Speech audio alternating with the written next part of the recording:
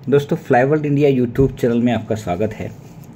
अभी आज का जो टॉपिक है ना वो इंटरनेशनल मोबिलिटी प्रोग्राम के रिगार्डिंग मैं कुछ बोलने वाला हूँ।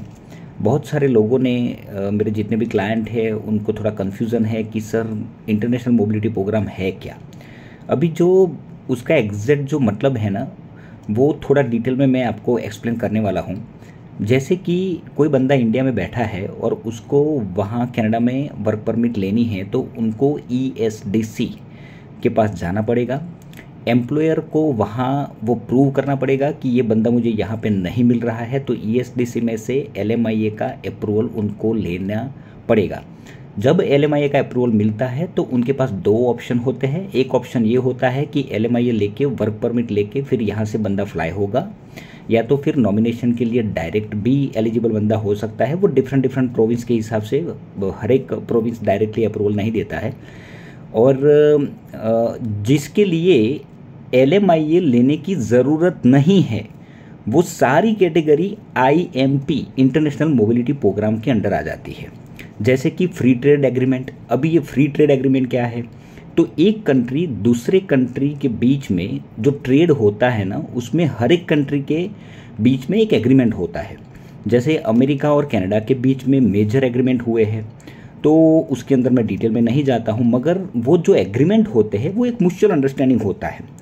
तो वो म्यूचुअल अंडरस्टैंडिंग ऐसे भी होता है कि समझ लो कोई कंपनी कनाडा में उसकी एक ब्रांच है और एक US में ब्रांच है, तो उसका जो बंदा होता है जो मतलब अपनी एक कंपनी जहाँ पे एक ब्रांच कनाडा में है और दूसरी ब्रांच US में है, तो वो बंदा आ भी जा सकता है, US भी मतलब काम करने के लिए जा सकता है। That is one type of trade agreement.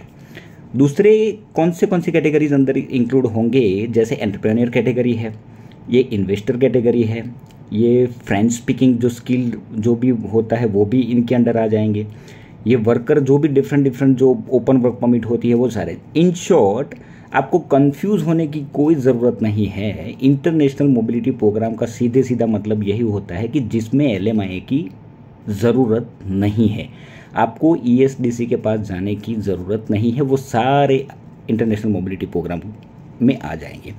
अभी 2021 का मैं थोड़ा डेटा आपको शेयर कर रहा हूँ, थोड़ी फैक्ट एंड फिगर के साथ आपके साथ डिटेल में चर्चा करने वाला हूँ, जिससे आपको पता चले कि एग्जैक्टली IMP में कितना रिक्रूटमेंट हुआ है। क्योंकि जो CIC होती है ना वो बेसिकली सब कुछ जो डिस्क्लोज करते हैं, ये लोग सारा डेटा डिस्क्लोज करते हैं। तो उसमें IMP में 2021 में 1,35,000 कैंडिडेट उनको रिसीव हुए हैं, जिसमें ऑन्टारियो में टेंटेटिवली 1,35,000, BC में 55,315, अल्बर्टा में 19,670, मैनिटोबा में 11,565, नोवा स्कोशिया में 7,605, सस्काचुसेट्स में 6,710। ये हर एक प्रोविंस की अलग अलग मैं फिगर बोल रहा हूँ। And New Brunswick 6,710, Prince Edward Island में 2,100, न्यू फाउंडलैंड लेब्राडोर में 1,815, यूकॉन बहुत छोटा एरिया है तो 565, नॉर्थ वेस्ट टेरिटरी जो बोली जाती है वो 175 और नूनावत में 35। तो ये जो डिफरेंट जो प्रोविंस है ना वो हर एक प्रोविंस में इतने बंदे मतलब IMP के थ्रू उनका रिक्रूटमेंट हुआ है।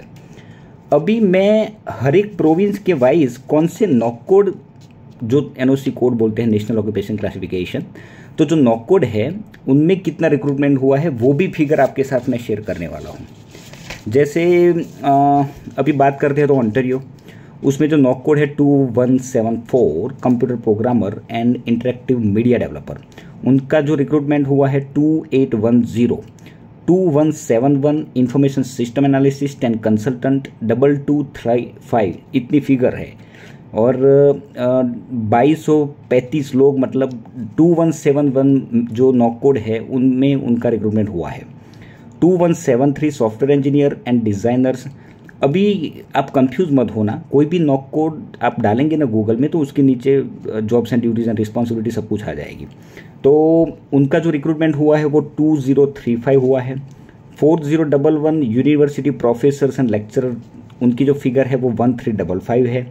3111 स्पेशलिस्ट फिजिशियन, उनकी जो फिगर है वो 1350 है।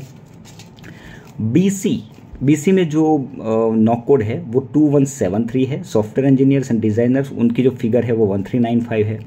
5135 एक्टर्स एंड कॉमेडियंस तो उनकी जो फिगर है वो 785 है। 5241 ग्राफिक डिज़ाइनर एंड इलस्ट्रेटर। हाँ दोस्तों, ग्राफिक डिज़ाइनर की बहुत डिमांड है कनाडा में। जो लोग ग्राफिक डिज़ाइनर हैं वो ऑन दी स्पॉट मेरा कॉन्टैक्ट करिए, मैं उनको LMIA दे सकता हूँ। एंड उनकी जो फिगर है वो 680 है। 4011 यूनिवर्सिटी प्रोफेसर एंड लेक्चरर उनकी जो फिगर है वो 670 है। 2171 information systems analyst and consultant उनकी जो फिगर है वो 360 है। क्यूबेक प्रोविंस में, अब मैं थोड़ा डिटेल में नहीं जा रहा हूँ क्योंकि फिर वीडियो बहुत लंबा हो जाएगा। क्यूबेक जो है उसमें मैं खाली नॉक कोड आपको बोलूँगा। 5241 नॉक कोड आप गूगल में डाल देना तो उसके हिसाब से आपको सारा कुछ डिटेल मिल जाएगी। 5241 4011 4012 3111 5131 दैट इज़ क्यूबेक। अल्बर्टा 4011 6311 4012 6322 7511 और मैनीटोबा 9462 7511 5251 6322 8252। ये हो गया मैनीटोबा में। ये जितना भी मैंने बोला है ना दैट इज़ नॉक कोड। तो वो नॉक कोड के हिसाब से रिक्रूटमेंट इतने फिगर्स, ये फैक्ट एंड फिगर्स के बारे में मैंने आपके साथ डिस्कस किया। इतने लोग का रिक्रूटमेंट मतलब हुआ है 2021 और 2022 के बारे में फिर मैं नेक्स्ट एक वीडियो रिलीज़ कर दूंगा, उसमें फैक्ट एंड फिगर्स मैं आपके साथ शेयर करूंगा। और हाँ, कई लोग मुझे पूछते हैं कि सर फेडरल स्किल वर्कर का ड्रॉ आएगा। ड्रॉ आने की पॉसिबिलिटी 2022 के बाद है, मतलब मिड के बाद, मगर आएगा तो भी स्पेसिफिक ऑक्यूपेशन लिस्ट के हिसाब से ही ये लोग रिक्रूटमेंट करेंगे, ऐसा मुझे लग रहा है। That is my personal speculation. और क्योंकि ये दोस्तों पूरा डिमांड सप्लाई का मैटर है। उनको जो बंदे चाहिए उनके लिए वो लिबरल है, उनको जो बंदे नहीं चाहिए उनके लिए ये लिबरल नहीं है। कनाडा का एक ही मोटो है, उनको स्किल्ड बंदे चाहिए, 100% चाहिए, उनके लिए वो लिबरल किसी न किसी तरीके से वो लोग रहेंगे। एक जो स्टार्टअप वीज़ा है वो कंसेप्ट बहुत बढ़िया है, जिनमें 5 फैमिली इकट्ठा होके, मैं उसके बारे में भी यूट्यूब पे बोला हुआ हूँ, और 5 फैमिली इकट्ठा होके भी वो एप्लीकेशन डाल सकते हैं। और हाँ, अभी मैं एक बात और बोलना चाहूँगा कि राइट नाउ मेरी फ्लाईवर्ल्ड में जितनी भी एप्लीकेशन आती है ना, उसमें से 70% जो एप्लीकेशन आती है वो कम्प्लीटली मिसरिप्रेजेंटेशन होता है। जैसे कि जो एप्लीकेशन आती है उसमें जब मैं रिफ्यूज़ल देखता हूँ तो उसमें मिसिंग मार्कशीट। तो ये मार्केट में जितने भी एजेंट हैं ना, मुझे तो वो समझ में नहीं आता है कि वो मार्कशीट भी सबमिशन नहीं करते हैं। तो ये तो बात ही गलत है ना। मतलब आप समझो कि आप एक कार लेके जाते हो और पेट्रोल उसमें डालते नहीं हो और आप बोलते हो कि कार चलती नहीं है, तो भाई कैसे चलेगी, उसमें पेट्रोल डालना पड़ेगा। तो ऐसा है, कहने का मतलब ये है कि उनको परफेक्शन के साथ काम ही नहीं करना है, पहली बात। एटलीस्ट जो कैनेडियन गवर्नमेंट को हर एक कैटेगरी के हिसाब से उनको जो डॉक्यूमेंट्स चाहिए वो प्रॉपर फॉर्मेट में वो डॉक्यूमेंट चाहिए ही चाहिए। अगर वो आप सबमिशन नहीं करेंगे, जैसे कल मेरे पास एक केस आया था, उनका 2 बार रिजेक्शन हुआ था। तो ये छोटी छोटी बातें, और इमिग्रेशन बहुत सिस्टमेटिक काम करता है। वो आपको जो भी डॉक्यूमेंट चाहिए, जिस फॉर्मेट में चाहिए वो चाहिए ही चाहिए। अगर उनके आप प्रॉपर फॉर्मेट में डॉक्यूमेंट नहीं देंगे तो वो ऑन द स्पॉट रिजेक्शन दे देंगे आपको। कहने का मतलब ये है कि सीरियसली काम करना चाहिए। ये मार्केट पे जितने भी 90% जो भी एजेंट्स हैं वो परफेक्शन के साथ काम नहीं करते हैं। तो मैं आपको एक बात बोलना चाहूँगा दोस्तों कि आपको आइडेंटिफाई करना पड़ेगा कि कौन सी कंपनी बेस्ट काम करती है। उनका जो रेशियो है ना वो देखो, यूट्यूब पे उन्होंने कितने वीडियो अपलोड किए हैं वो भी देखो, उनका खुद का स्टेटस देखो, उन्होंने कितने काम किया है वो देखो। रास्ते पे चलने वाला हर एक बंदा एजेंट नहीं होता है, तो उनको पासपोर्ट दे देते हो आप, और वो फिर पासपोर्ट घुमा रहता है, एक एजेंट के पास से दूसरे एजेंट के पास से तीसरे एजेंट के पास चला जाता है। This is the fact. क्योंकि मेरे पास जितनी भी फ्लाईवर्ल्ड में 10 एप्लीकेशन आती है ना, 10 में से टेंटेटिवली 7 एप्लीकेशन मिस रिप्रेजेंटेशन हो चुकी है।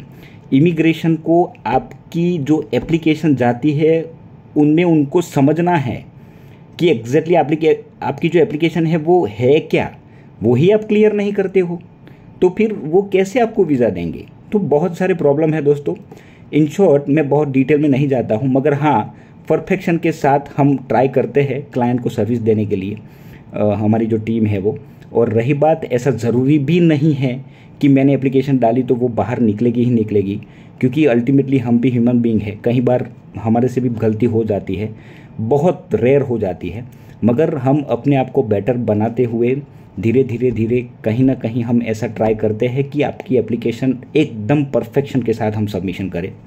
दोस्तों थैंक यू वेरी मच। फिर मैं आपके सामने हाजिर होऊंगा नेक्स्ट कोई भी एक टॉपिक के। हाँ, आप मेरे यूट्यूब चैनल पे नीचे लिख सकते हो अगर कुछ भी आपको जानना है डिटेल में कोई भी कैटेगरीज के बारे में, तो मैं उनके बारे में भी बोल सकता हूँ, no problem. And thank you very much.